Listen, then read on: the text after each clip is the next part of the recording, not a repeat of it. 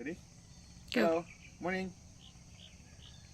So this is the angle grinder with the chainsaw attachment, and we're gonna use this to cut some firewood. Here, pile of them. Yesterday, we already cut a few of them, a pile of them in fact. Yeah, and we're gonna finish the remaining today. So just for safety, wear some glasses. I don't have the safety one, but this should be fine. And help me sure to install this guard for the chain, so that if there's a kickback, it won't hit your hand. And yeah, so pile of wood like that. Just safety also, don't make sure that the chain doesn't hit the floor, the soil. Okay.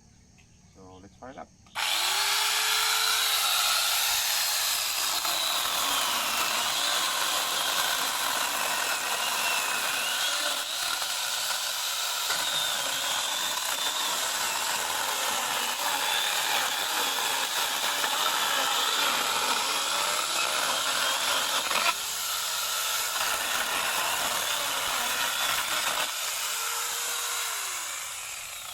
That's one down, and another one to go.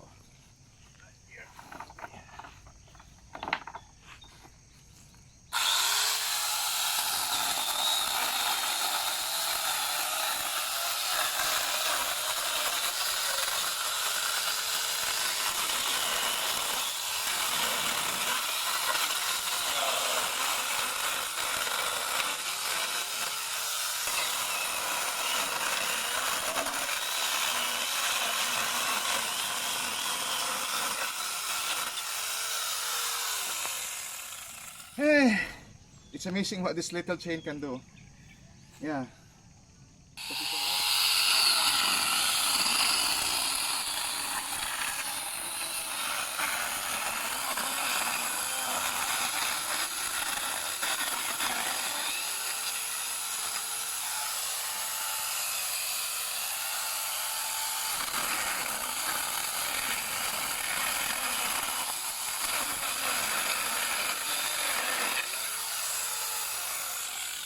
Yeah, I think that's all done. Thank you. If you enjoyed the video,